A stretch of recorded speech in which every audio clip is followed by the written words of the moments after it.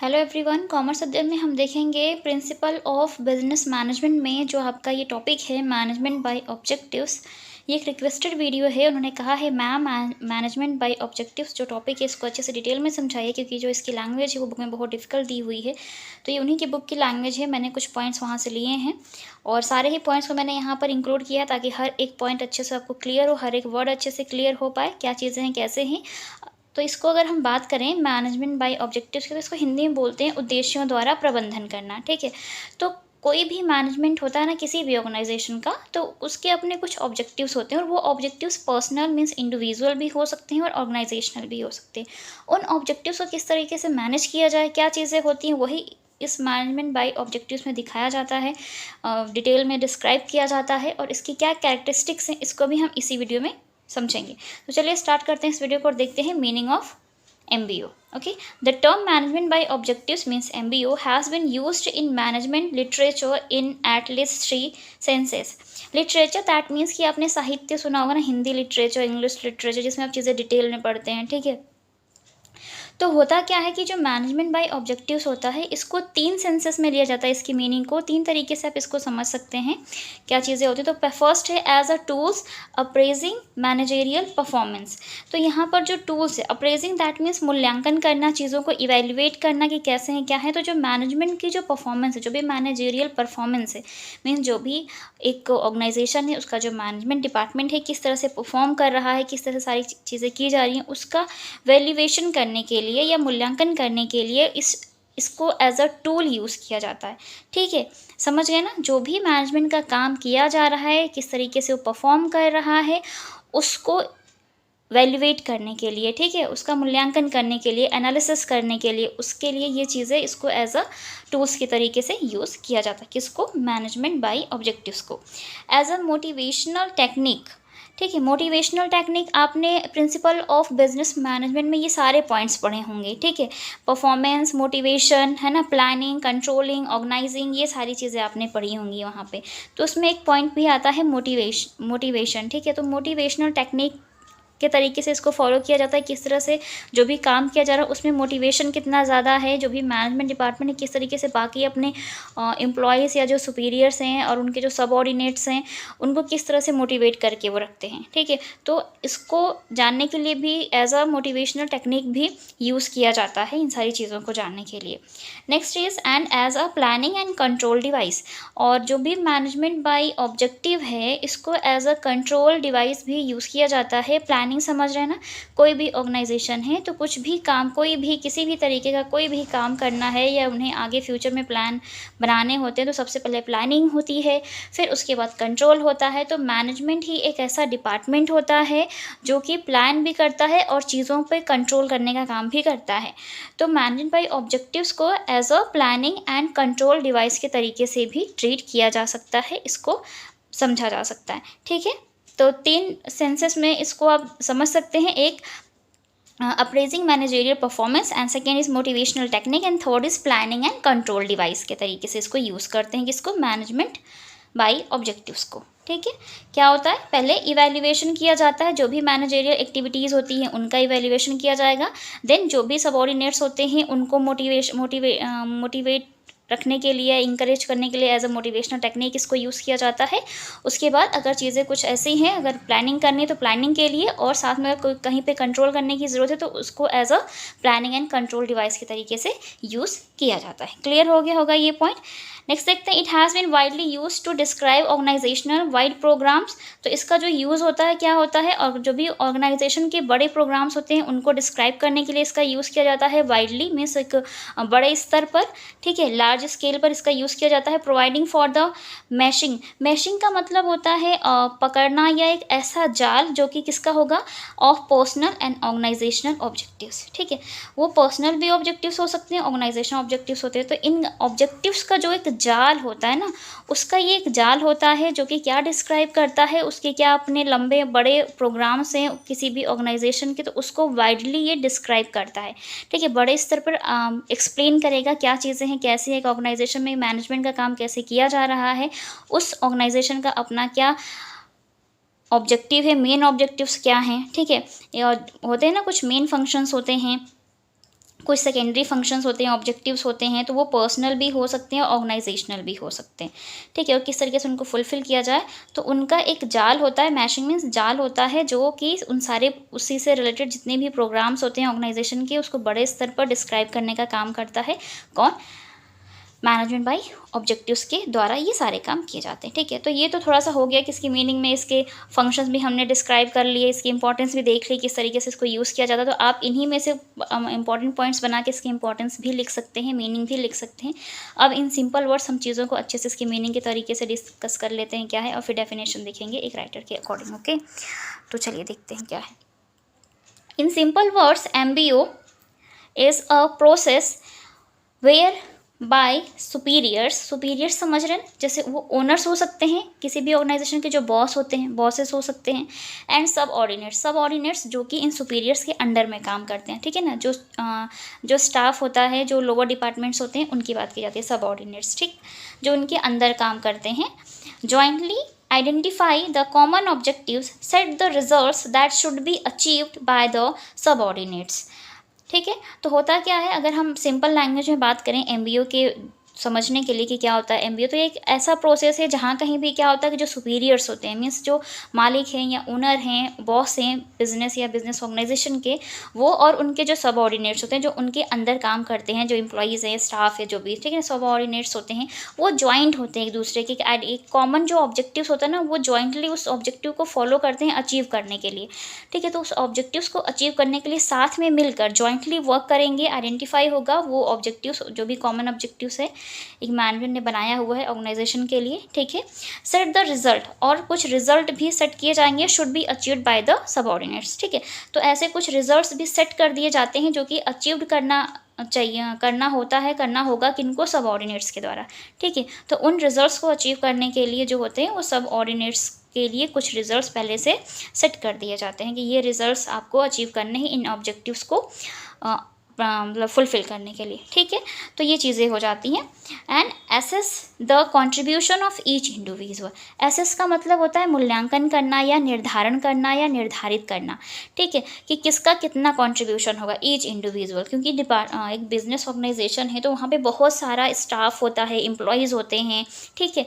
तो हर कोई मैनेजर होगा, कोई अकाउंटेंट होगा, ठीक है, इस तरीके से चीज़ों को मैनेज किया जाता है, कोई सुपरवाइज़र होगा, बहुत सारे होते हैं, मीन्स एक हायरार्की होती है, हायरार्की समझ रहे हैं ना, एक पदानुक्रम होता है, या अपवर्ड टू डाउनवर्ड हो सकता है, डाउनवर्ड टू अपवर्ड हो सकता है। तो जो हायरार्की है, जो इंडिविजुअल के जो कॉन्ट्रीब्यूशंस होते हैं ना, उसको यहाँ पर डिस्क्राइब किया, एसेस किया जाता है, निर्धारित किया जाता है, डिटरमिन किया जाता है, ठीक है। इंडिविजुअल के जो भी कॉन्ट्रीब्यूशंस होते हैं वो किस तरीके से योगदान दे रहे हैं एक फॉर्म में, उनका अपना क्या मतलब पार्टिसिपेट कर रहे हैं किस तरीके से, वो सारी चीज़ें आ जाती हैं। एंड इंटीग्रेट इंडिविजुअल्स, इंटीग्रेट समझ रहे हैं, इंडिविजुअल्स दैट मीन्स कि एक इंसान की क्या कंट्रीब्यूशन है एक पर्टिकुलर इंसान का, ठीक है। और इंटीग्रेट इंडिविजुअल्स की बात करें तो जितने भी वहाँ पे एम्प्लॉयज़ हैं वो साथ में मिलकर क्या काम कर रहे हैं, उनके लिए क्या सेट ऑफ रूल्स बनाए गए हैं, उनकी कॉन्ट्रीब्यूशन को कैसे असेस करना है, वो सारी चीज़ें यहाँ पर आ जाएंगी। With the organisation so as to accomplish organizational objectives efficiently and effectively। accomplish का मतलब होता है कंप्लीट करना, फुलफिल करना, जो भी ऑर्गेनाइजेशनल ऑब्जेक्टिव्स डिसाइड किए गए हैं उनको किसके द्वारा होगा, वो इंडिविजुअल के द्वारा हो सकता है, इंटीग्रेटेड इंडिविजुअल, ठीक है, जो सारे लोग मीन्स जो भी ऑर्गेनाइजेशन में काम कर रहे हैं उन सब के द्वारा इस पूरी जो भी ऑब्जेक्टिव्स डिसाइड किया गया है ऑर्गेनाइजेशन का, उसको अचीव करने के लिए, उसको कंप्लीट करने के लिए, फुलफिल करने के लिए, अकम्प्लिश करने के लिए काम किया जाता है बहुत ही इफ़िशिएंटली तरीके से और इफेक्टिव तरीके से। इफ़िशिएंटली मीन्स कार्यकुशलता के साथ काम किया जाएगा, इफेक्टिव मीन्स प्रभावपूर्ण तरीके से, ठीक है। चीज़ों को बहुत ही आसानी से जो उनके काम करने का तरीका हो, जो वर्क इफ़िशिएंसी हो, बहुत ही इफेक्टिव होनी चाहिए, ताकि आसानी से उस ऑर्गेनाइजेशन का जो भी ऑर्गेनाइजेशन ऑब्जेक्टिव्स हो उनको आसानी से अचीव किया जा सके, किसके द्वारा, हर एक के द्वारा, या फिर इन सब के ग्रुप को बनाया जाए और उस ग्रुप के द्वारा इसको क्या किया जा सके, अचीव किया जा सके। तो ये मीनिंग है आपकी मैनेजमेंट बाय ऑब्जेक्टिव्स के। मैनेजमेंट बाय ऑब्जेक्टिव्स क्या होते हैं कि ऑर्गेनाइजेशनल ऑब्जेक्टिव्स को अचीव करने के लिए जब एक साथ सारी चीज़ें आती हैं, मैनेज करके एक मैनेजमेंट वर्क करता है ना, उसको आप बोलते हैं मैनेजमेंट बाय ऑब्जेक्टिव्स, ओके। अभी हम और देखेंगे आगे, चलिए और देखते हैं आगे क्या है चीज़ें। According to McFarland, ये एक राइटर हैं, ठीक है, बिजनेस फील्ड में बोलें तो इन्होंने बहुत ही इंपॉर्टेंट रोल प्ले किया है। तो चलिए इन्होंने क्या कहा है इस चीज़ को लेकर के वो देखते हैं एमबीओ के बारे में। An MBO programme consist of mutual goal planning by superiors and subordinates, periodic programme performance appraisal by superiors and feedback interviews in which both superiors and subordinates analyze progress, the objectives for the next period and emphasizing the role of objectives। तो ये point यहाँ से different है, ये main यहाँ तक हम बात कर रहे हैं, ठीक है। एमबीओ के बारे में अगर हम बात करें, जो मैकफरलैंड ने जो कहा है वो उन्होंने ये कहा है कि एक म्यूचुअल एग्रीमेंट होता है, ठीक है ना, म्यूचुअल गोल होते हैं। म्यूचुअल गोल समझ रहे हैं, एक ऐसा लक्ष्य होता है जो कि क्या होता है, म्यूचुअल होता है, मीन्स एक म्यूचुअल दैट मीन्स कि एक पक्का परिपक्व लक्ष्य निर्धारित कर दिया जाता है कि इसको तो अचीव करना, और उसके लिए प्लानिंग की जाती है। किन के द्वारा की जाती है, जो भी सुपीरियर होते हैं, सबऑर्डिनेट्स होते हैं, इन प्रोग्राम्स को अचीव करने के लिए जो गोल डिसाइड होते हैं इसमें निहित किए जाते हैं कि हाँ जो सभी एक ऑर्गेनाइजेशन के जो सुपीरियर्स हैं, सबऑर्डिनेट्स हैं, उनको क्या गोल अचीव करना, ये सारी चीज़ें होती हैं, ठीक है। Periodic performance appraisal by superiors and performance, ठीक है। अगर हम इसकी बात कर लें, आप देख लीजिएगा क्या है थ्योरी में समझाती हूँ। पीरियोडिक की यहाँ पर मतलब है कि एक टाइम पीरियड के बाद क्या परफॉर्मेंस है, उन परफॉर्मेंस का मूल्यांकन करना। अप्रेजल मीन्स मूल्यांकन करना, इवेल्युएट करना चीज़ों को, जो कि क्या की किसके द्वारा की गई हैं, जो सुपीरियर्स के द्वारा की गई हैं या फिर जो उनके सबऑर्डिनेट्स हैं उनके द्वारा की गई हैं, उन सबको यहाँ पर क्या करना, पीरियड वाइज चेक करना, क्या परफॉर्मेंस है, कैसी है, क्या फीडबैक आ रहा है, ये सारी चीज़ें चेक करना। In which both superiors and subordinates analyse programmes, और उन सुपीरियर्स एंड सबऑर्डिनेट्स के जो भी प्रोग्रेस है, किस तरीके से वो काम कर रहे हैं, कहाँ तक वो पहुँचे हैं उन प्रोग्राम्स के द्वारा उस ऑब्जेक्टिव को अचीव करने के लिए, इनका एनालिसिस किया जाता है, उन प्रोग्रेस का एनालिसिस किया जाता है एक पर्टिकुलर टाइम पीरियड के लिए, किस तरीके से कैसे क्या चीज़ें हो रही हैं, ठीक है। और एनालिसिस करने के बाद वो फ्यूचर में आने वाले डिसीजंस के लिए ईजिली क्या कर सकते हैं, चीज़ों को डिसाइड कर सकते हैं, ठीक है। तो ये यहाँ पर हो गया। And emphasising the role of objectives, और इनका जो मेन फोकस होता है वो किस पे होता है, रोल ऑफ ऑब्जेक्टिव्स पे, कि उन लक्ष्यों का क्या महत्व है, उन उद्देश्यों का क्या महत्व है, जो ऑब्जेक्टिव्स डिसाइड किए उनकी अपनी क्या इंपॉर्टेंस है, उनको ज़्यादा एम्फेसिस किया। एम्फेसाइज का मतलब होता है जोर देना, ठीक है। ज़्यादातर किस पे जोर दिया जाता है, किसको सबसे ज़्यादा इंपॉर्टेंस मिलती है, रोल ऑफ ऑब्जेक्टिव्स को, किसमें, मैनेजमेंट बाई ऑब्जेक्टिव्स में, ठीक है। मैनेजमेंट बाई ऑब्जेक्टिव्स में किसका रोल होता है, ऑब्जेक्टिव्स का रोल होता है, सबसे ज़्यादा इंपॉर्टेंस उसी को दी जाती है। नेक्स्ट पॉइंट इज, इन्होंने ही कहा है, ये भी सेकंड पॉइंट इन्होंने कहा है, to specify performance goal in both the personal and the organisational sectors. तो इसमें स्पेसिफाई का मतलब होता है कि विशेष प्रकार का जो भी क्रियाकलाप किए जाते, जो भी परफॉर्मेंस की जा रही हैं, ठीक है। प्रदर्शन समझ रहे हैं, प्रदर्शन करना, किसी के सामने परफॉर्म करना, उसी को बोलते हैं ना हिंदी में प्रदर्शन करना। जिसे परफॉर्मेंस की जिस तरीके से की रही हैं उन गोल्स को मतलब अचीव करने के लिए, चाहे वो पर्सनल गोल हैं या ऑर्गेनाइजेशनल सेक्टर के गोल हैं, तो उसको स्पेसिफाई करना होता है, ठीक। The goals are used as standard for the performance review and for guiding the further development of managers, ठीक है। तो ये जो गोल्स होते हैं इनका जो यूज्ड होता है ना, एज अ स्टैंडर्ड होता है। किसी भी ऑर्गेनाइजेशन का जो, अगर आप वो कहेंगे ना कि इस ऑर्गेनाइजेशन का ये स्टैंडर्ड है, उसका अगर स्टैंडर्ड सेट करना तो उनके गोल्स ही उनके स्टैंडर्ड सेट करते हैं, ठीक है। जैसे कि आप मान लीजिए आप एक स्टूडेंट हैं, आप अभी पढ़ाई कर रहे हैं, तो जो आपके गोल्स है ना वही आपके स्टैंडर्ड सेट करेंगे, ठीक है। अगर आप 90% आपका गोल है कि 90% मुझे अचीव करना, तो वो आपका स्टैंडर्ड सेट करेगा कि हाँ ये लड़का एक अच्छा वेल एजुकेटेड है, वेल एजुकेटेड फैमिली से बिलोंग करता है, इसका जो फ्रेंड सर्कल है वो भी वेल एजुकेटेड होगा, तभी वो 90 या 100% लाने की बात कर रहा है, उसका टारगेट है, उसका गोल है, ठीक है। तो वो आपका स्टैंडर्ड बना रहा है, ठीक है। आप एक अच्छी मतलब क्वालिफाई फैमिली से हैं, एजुकेशनल फैमिली से हैं, ठीक है। तो वो सारी चीज़ें यहाँ पर चेक करने के लिए क्या किया जाता है, इनको सेट किया जाता है, एज अ स्टैंडर्ड सेट करता है, परफॉर्मेंस करता है, रिव्यू में इस चीज़ों की समीक्षा करना, देखना कि किस तरीके से प्रदर्शन किया जा रहा है, परफॉर्मेंस की जा रही है। देन गाइडिंग मीन्स ये सारी चीज़ें करने के बाद जो भी ऑब्जेक्टिव्स हैं उनको अचीव जब आप कर लेते हो, उन गोल्स को जब आप अचीव करते हो, एक स्टैंडर्ड सेट होता है, उसके बाद वो चीज़ें आपको खुद को, जो भी मैनेजमेंट या जो ऑर्गेनाइजेशन है उनको गाइड करता है, क्या करने के लिए, मैनेजर्स के डेवलपमेंट में। आगे किस तरीके से जो मैनेजर्स हैं वो डेवलप होंगे, मैनेजमेंट डिपार्टमेंट में जो मैनेजर्स हैं उनका डेवलपमेंट किस तरीके से होगा, ये सारी चीज़ें यहाँ पर डिसाइड की जाती हैं, वहाँ पर भी ये हेल्प करता है। तो ये सारी चीज़ें आ जाती हैं आपके एमबीओ में। और एमबीओ को आगे थोड़ा सा देख लीजिए। MBO is also called as management by objectives and self control. तो एमबीओ MBO को आप और अदर नेम से भी जानते हैं, इनको हम बोल सकते हैं कि management by objectives and self control. Hindi में बोलते हैं इसको प्रबंधन उद्देश्यों एवं आत्मनियंत्रण द्वारा प्रबंधन, ठीक है, हिंदी में बोलते हैं। मैनेजमेंट बाय रिजल्ट्स की बात करें तो परिणामों द्वारा प्रबंधन, परिणाम क्या होंगे, रिजल्ट्स क्या होंगे, इन रिजल्ट्स के अकॉर्डिंग, क्योंकि ऑब्जेक्टिव्स इसीलिए डिसाइड होते हैं ना, ताकि एक पर्टिकुलर रिजल्ट्स पे आप पहुंच सकें। तो जब आप उन ऑब्जेक्टिव्स को अचीव करते हैं, उन गोल्स को अचीव कर लेते हैं, तो आपके सामने एक पर्टिकुलर रिजल्ट आ जाता है। मैनेजमेंट बाय कंट्रोल की बात करें तो नियंत्रण द्वारा प्रबंधन, ठीक है, तो चीज़ों को कंट्रोल करना, क्योंकि जब तक आप कंट्रोल, मैनेजमेंट का काम ही होता है चीज़ों को अगर वो बनाता है तो कंट्रोल भी करने का मैनेजमेंट का ही होता है।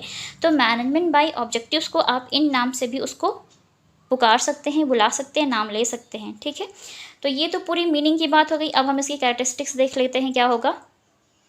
मैंने इस वीडियो में हर एक पॉइंट को इसलिए ऐड किया है ताकि आपको हर एक पॉइंट अच्छे से क्लियर हो सके, मीनिंग क्या होगी MBO की, क्योंकि हर बच्चे को प्रॉब्लम होती है चीज़ों को बारीकी से समझने में। तो चलिए देखते हैं। लेकिन सिंपल लैंग्वेज अगर हम बात करें तो मैनेजमेंट बाय ऑब्जेक्टिव्स में सिर्फ ऑब्जेक्टिव्स पे फोकस्ड किया जाता है। ऑब्जेक्टिव्स को अचीव करने के लिए रूल्स, रेगुलेशन, गाइडलाइंस बनाई जाती हैं और उनको अचीव किया जाता है, ठीक है। अब इसकी कैरेक्टरिस्टिक्स की बात करते हैं क्या होगा। It focuses on overall objective, जैसे कि मैंने बोला कि सारे के सारे जितने भी ऑब्जेक्टिव्स हैं उन पर फोकस किया जाएगा in goals, planning and performance evaluation, ठीक है। और उन गोल्स को अचीव करने के लिए प्लानिंग की जाएंगी, परफॉर्मेंस का इवैल्यूएशन किया जाएगा, किस तरीके से परफॉर्मेंस हो रही है उनका मूल्यांकन भी किया जाएगा, इवैल्यूएशन करना, ठीक है, चीज़ें अच्छी हैं यानी एनालिसिस करना, ये सारी चीज़ें आ जाएंगी, ठीक है। It stresses results rather than personal traits, ठीक है, यहाँ पर पर्सनल ट्रेट्स पे ध्यान ना दे करके and focus on mutual agreement of performance target by bosses and subordinates, okay. तो यहाँ पर जो पर्सनल ट्रेट्स होते हैं, जो पर्सनल लक्षण हैं, पर्सनल जो विशेषताएं हैं, उन पर ध्यान ना दे करके जो म्यूचुअल एग्रीमेंट है, लाइक अगर एक मैनेजमेंट डिपार्टमेंट में बहुत सारे लोग काम कर रहे होंगे तो उनके अकॉर्डिंग जो ऑब्जेक्टिव्स डिसाइड किए गए, उन ऑब्जेक्टिव्स की परफॉर्मेंस को चेक करने के लिए कि किस तरीके से ऑब्जेक्टिव को अचीव करने के लिए काम किया जा रहा है, उस पर फोकस किया जा रहा है, ठीक है। तो बॉसेस के थ्रू काम किया जाएगा, सबऑर्डिनेट्स के थ्रू काम किया जाएगा। मैनेजमेंट का काम होता है और गोल्स डिसाइड करना, उसको उसके लिए प्लानिंग करना, उसको कंट्रोल करना, लेकिन जो बॉसेस होते हैं इंस्ट्रक्शंस देते हैं अपने सबऑर्डिनेट्स को और उनके द्वारा ये काम किया जाता है, परफॉर्मेंस की जाती है उन गोल्स को अचीव करने के लिए, ठीक है। तो पर्सनल पे ज़्यादा फोकस ना करके वो क्या करेंगे, म्यूचुअल एग्रीमेंट परफॉर्मेंस पे फोकस करेंगे कि किसके द्वारा कितना काम किया जा रहा है, okay. Next point is it creates an integrated hierarchy of objectives throughout the entire organisation. जितना भी जो पूरा ऑर्गेनाइजेशन है उसमें जितने भी लोग हैं वो काम करते हैं, तो यहाँ पर क्रिएट किया जाता है इंटीग्रेटेड हायरार्की। इंटीग्रेटेड हायरार्की को हिंदी में बोलेंगे यहाँ पे एकीकृत पदानुक्रम। पदानुक्रम क्या होता है, एक पद के अनुसार, एक क्रम के अनुसार, वो क्रम आपका ऊपर से नीचे या नीचे से ऊपर की ओर हो सकता है, means down to upward and upward to downward हो सकता है, ठीक है। लाइक अगर एक बॉस है तो अपने जो उनके अंदर काम कर रहे हैं लोग, उनको वो इंस्ट्रक्शंस दे सकते हैं, ठीक है, या बहुत सारी चीज़ें होती हैं। तो यहाँ पे साथ में काम किया जाता है, लोगों के द्वारा मिलकर काम किया जाता है। इंटीग्रेटेड हायरार्की होती है ऑब्जेक्टिव्स को अचीव करने के लिए। तो इंटायर ऑर्गेनाइजेशन जो होता है इस तरीके से काम करता है, ठीक है, चीज़ों को क्रिएट करेगा, इंटीग्रेटेड हायरार्की को क्रिएट किया जाएगा, उसके बाद ऑब्जेक्टिव्स के अकॉर्डिंग ही ये सारी चीज़ें डिसाइड की जाती हैं, ओके। तो ये मेन कैरेक्टरिस्टिक्स होते हैं किसके, MBO के। Next point is it requires a high degree of participation and collaboration among the various level of the organisation. जैसे कि मैंने बताया कि ऑर्गेनाइजेशन है तो उसमें अलग अलग डिफरेंट टाइप के लेवल डिसाइड होते हैं, वहाँ पे अलग डिफरेंट टाइप के आपके क्या होंगे, एम्प्लॉयज़ होंगे जो काम करेंगे। लाइक मैनेजर हो सकते हैं, अकाउंट्स डिपार्टमेंट है तो अकाउंटेंट हो सकते हैं, जूनियर अकाउंटेंट होते हैं, मैनेजर में भी, मैनेजर के अंदर भी बहुत सारे लोग काम करते हैं, CEO होते हैं, ठीक है। फिर एम्प्लॉयज़ आ जाते हैं, स्टाफ एम्प्लॉय आ जाते हैं, फिर जो ग्रुप D के एम्प्लॉयज़ होते हैं वो आ जाते हैं। तो बहुत सारी चीज़ें होती हैं, तो एक लेवल डिसाइड होता है, उस लेवल के अकॉर्डिंग क्या होता है, यहाँ पर रिक्वायरमेंट होती है हाई डिग्री ऑफ पार्टिसिपेशन की। तो सबका यहाँ पर जो पार्टिसिपेशन हो, जो सहयोग हो, कोलैबोरेशन हो, वो क्या होना चाहिए, हाई डिग्री होना चाहिए। मीन्स एक अच्छा और उच्च स्तर का होना चाहिए पार्टिसिपेट करना, कि वो लोग जब अगर किसी कोई पार्ट का, जैसे आप ही हैं किसी कंपटीशन में पार्टिसिपेट कर रहे हैं तो वहाँ पर हाई डिग्री ऑफ पार्टिसिपेशन होना चाहिए आपका, कि आप अपना पूरा 100% दे दो। ये सारी चीज़ें होनी चाहिए उस गोल को अचीव करने के लिए। तो यहाँ पर भी किसी भी ऑर्गेनाइजेशन में जो डिफरेंट लेवल के आपके एम्प्लॉयज़ हैं या वेरियस लेवल के जो एम्प्लॉयज़ हैं या डिपार्टमेंट्स हैं, तो उनको साथ में आकर के यहाँ पर क्या करना चाहिए, काम करना चाहिए और अपना 100% देना चाहिए, पार्टिसिपेशन 100% देना चाहिए, ठीक है। चीज़ों के साथ कोलैबोरेट करें, हर एक जो भी एम्प्लॉयज़ हैं उनके साथ कोऑर्डिनेशन बनाकर काम करें। Okay, it emphasises participative decision making. और सबसे ज़्यादा ये जो MBO है ना, सबसे ज़्यादा जोर किस पर देता है? Participative decision making. एक डिसीजन मेकिंग होती है कि एक इंसान ने डिसीजन ले लिया, बट यहाँ पर जब डिसीजन लिया जाता है ना, हर एक से उसकी राय ली जाती है। ठीक है, राय मीन्स उस हर एक का आइडिया जो होता है, उसके पॉइंट ऑफ व्यू को सुना जाता है, देखा जाता है कि हर एक अलग अलग एम्प्लॉयज़ हैं, तो उन डिफरेंट लेवल के जो एम्प्लॉयज़ हैं, या जो मैनेजर हैं, या अकाउंटेंट है, CEO हैं, ठीक है, जितने भी जो भी लोग हैं, वो किस तरीके से पार्टिसिपेट कर रहे हैं, ठीक है, उनका क्या पॉइंट ऑफ व्यू है किसी भी ऑब्जेक्टिव को अचीव करने का, डिसीजन लेने के लिए। तो उन सबसे बात की जाती है, फिर डिसीजन लिया जाता है regarding your objectives, business objectives. ठीक है, तो MBO में ये जो मेन कैरेक्टरिस्टिक्स हैं, ये पॉइंट इंपॉर्टेंट थे, तो मुझे लगा मैं आपके साथ डिस्कस करूँ ये चीज़ें, ताकि आपको आसानी से सारी बात और सारे पॉइंट्स अच्छे से क्लियर हो जाएँ कि MBO क्या है। और अगर आपको इतना अच्छे से समझ में आ गया है, मैं अगर आपको समझाने में कामयाब हो पाई हूँ, तो कमेंट सेक्शन में कमेंट करके ज़रूर बताएं, क्योंकि यहाँ से अगर इतना मैंने आपको अगर अच्छे से क्लियर कर दिया है, तो आप अपने इसके सारे इंपॉर्टेंस भी लिख सकते हैं। इसकी कैरेक्टरिस्टिक्स तो मैंने बता ही दी, और जो मीनिंग डिस्कस की, उस मीनिंग के अंदर से इसके इंपॉर्टेंट पॉइंट्स निकाल कर इसके इंपॉर्टेंस लिख सकते हैं आप। ठीक है, कि मेन इंपॉर्टेंस क्या होता है, इसका रोल क्या है। ठीक है, तो वो भी आप लिख सकते हैं। आगे वीडियो में हम बात करेंगे और भी पॉइंट्स को लेकर आएंगे। तो आज की वीडियो में इतना ही, और अगर ये वीडियो अच्छा लगा तो लाइक करें, फ्रेंड्स के साथ शेयर करें, चैनल पर नए विजिटर हों तो चैनल को सब्सक्राइब कर लें, बेल आइकन को प्रेस कर लें, ताकि आने वाली वीडियोस की नोटिफिकेशंस आपको टाइम पर मिलती रहे। आज की वीडियो में इतना ही, मिलते हैं नेक्स्ट वीडियो में, तब तक के लिए take care and thank you so much for watching this video.